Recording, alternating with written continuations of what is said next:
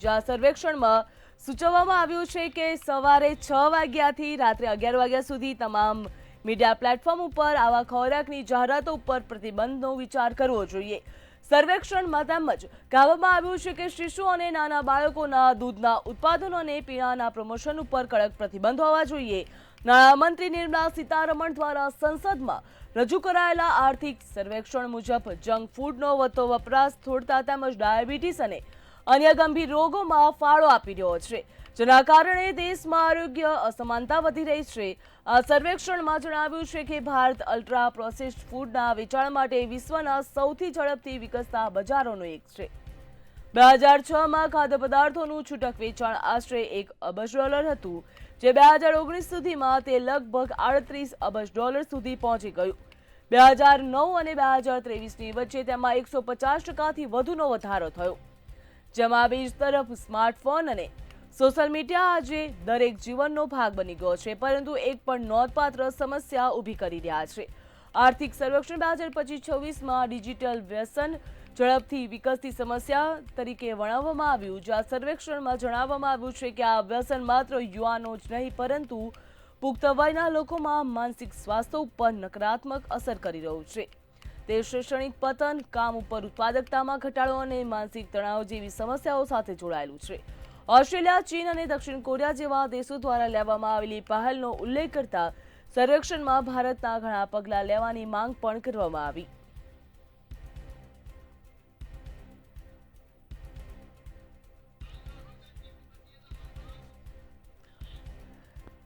Promotion ઉપર પ્રતિબંધની આર્થિક સર્વેની ભલામણ કરવામાં આવી છે। આ સિવાય જો વાત કરવામાં આવે મહત્વનું કહી શકાય સોશિયલ મીડિયામાં ડિજિટલ ઉત્પાદન ઉપર પણ પ્રતિબંધ મૂકવું। જંક ફૂડ, સ્માર્ટફોન તેમજ સોશિયલ મીડિયા એ હાલ ચિંતાનો વિષય બન્યો છે।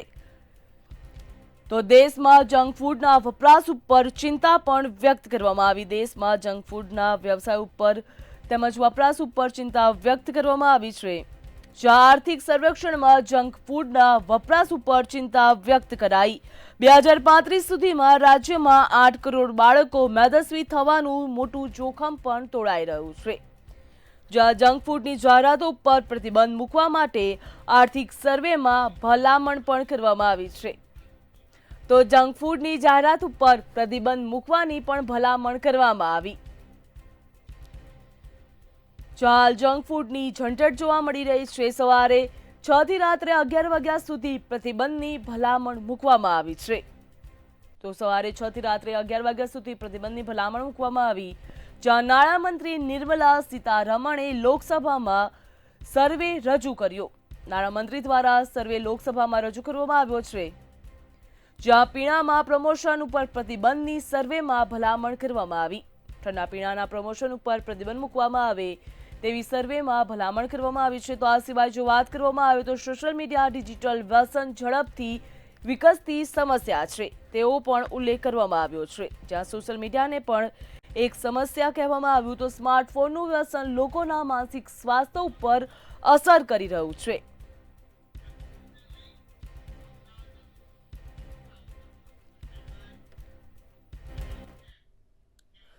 જંક ફૂડને લઈને અમદાવાદના લોકોનું શું કહેવું છે, આવો સાંભળીએ। જંક ફૂડ, સોશિયલ મીડિયા અને સાથે સાથે જે પ્રમાણે સ્માર્ટફોનનો વધારે પડતો દુરુપયોગ જે થઈ રહ્યો છે તેને લઈને માતાઓ, અમદાવાદની માતાઓ શું કરી છે, આપણી સાથે ઘણી બધી મહિલાઓ છે, તેમને પાસે જાણીશું કે આ કેટલો જે ખતરનાક થઈ શકે છે। અચ્છા, એ જણાવશો દીનાબેન કે જે પ્રમાણે જંક ફૂડનો ઉપયોગ જે વધી રહ્યો છે અને સાથે એવું કહેવામાં આવે છે જંક ફૂડની જે જાહેરાત છે એનો ટાઈમ ઘટાડી દેવો જોઈએ, જંક ફૂડ વિશે તમારું શું કહેવાનું છે? જંક ફૂડ વિશે હું એટલું જ કહીશ તમને કે છે કે જે અત્યારની જે માતાઓ છે એ નાના છોકરા જ્યારે રડતા હોય છે તેમને પેલું કુરકુરેનું એક પેકેટ આવે છે એ પકડાવી દે છે। પછી સાંજે રાંધવાનું મોડું થતું હોય છે તો એક મેગી કરીને છે, તમે જોતા હોય છો તો એક મેગી ફટાફટ અને પાણી રેડી અને મેગી બનાવી દે છે। પછી ત્રીજી વસ્તુ આ છે કે ઓનલાઈન કરી અને જે પેલા પીઝા છે એ પીઝા મંગાવી લે છે અને જમતમ કરી અને આ લોકો સાંજે પેટ ભરી લેતા હોય છે, પણ એમને ખબર નથી કે જે તમે પીઝા ઓર્ડર કરીને મંગાવી લો છો એ પીઝામાં મોટા પ્રમાણમાં તમે કેટલું બધું એમાં મેદો આવે છે અને એ મેદો તમને શું નુકસાન કરે છે એ માતાઓને ખબર નથી। એટલે હું એક મહિલા આગેવાન છું, એટલે મહિલાઓને, માતાઓને, બહેનોને, દીકરીઓને એવું કહીશ કે નાના જે બાળકો છે અને જે પેટમાં દુખે છે ને પેટ કરતા હોય છે, પણ તમે એ કુરકુરેનું જે પાકીટ આપો છો એમાં શું એમાં પોઈઝન છે, શું એમાં કેમિકલ છે એ તમને કંઈ ખબર હોતી નથી. અત્યારની મારી પણ દીકરી આવી ગઈ, મારી પણ વહુ આવી ગઈ અને હું પોતે પણ આવી ગઈ. એટલે મહેરબાની કરીને કુરકુરે તમે નાના બાળકોને ના પકડાવશો. અને જે પીઝા, તો પીઝામાં મેદાનું પીઝા બને છે, તો એ કેટલું પેટ બગાડે છે. એમાં મેદો, તમે જરાક મેદો ખાઓ તો 1 મહિનો અંદર પેટમાં આંતરડામાં ચોંટી જાય છે. એ પણ એ બહેનોને ખબર, માતાઓને, બહેનો, દીકરીઓને, વહુઓને ખબર હોતી નથી. એટલે એ પણ તમારા માધ્યમથી કહેવા માગું છું. ત્રીજી વસ્તુ એ છે કે જે અત્યારે બાળકો રમતા હોય છે અને એમની માતાઓને દોડીને આવે એટલે એમનું કામ અધૂરું રહેતું હોય છે. એટલે માતાઓ જા સામે 5 રૂપિયા પકડાઈ દે એટલે એ પાકીટ લાવે, પણ એમાં પણ ઘણા ખરા તમે જ્યારે માતાઓ એમના પેટમાં દુખતું હોય ત્યારે દવાખાને લઈને જાય છે તો ડૉક્ટરોની એક જ સૂચના હોય છે અને ડૉક્ટરો એમને એક જ એ કહેતા હોય છે કે બેન તમે આ જે બહારના પડીકા છે એ તમે ના ખવડાવશો. એટલે આપના માધ્યમથી હું એટલું જ કહેવા માગું છું, સોશિયલ મીડિયાના માધ્યમથી, મંતવ્ય ટીવીના માધ્યમથી એટલું જ કહેવા માગું છું કે તમે આ બાળકોને, પછી તમે પોતે મેગી બનાવો છો એ, અને તમે પીઝા મંગાવો છો ઓર્ડર કરીને, પ્લીઝ મહેરબાની કરી અને આ તમને ઝેર છે, ઝેર એક જાતનું, એ તમે આ ના ખાશો. કૃપા કરો, ઘરે રસોઈ બનાવો, બાજીના રોટલા બનાવો, અત્યારે શિયાળો છે, રોટલી ઘઉંની બનાવો, પેટ ભરીને શાક રોટલી ખાઓ. ના પડીકા, આ ફાસ્ટ ફૂડ બહુ ઝેરી દવા છે, ઝેર કહેવાય અને એક જાતનું. એટલે મહેરબાની કરીને એક મહિલા આગેવાન તરીકે મહિલાઓને એટલો સંદેશો આપવા માગું છું કે આનાથી દૂર રહો.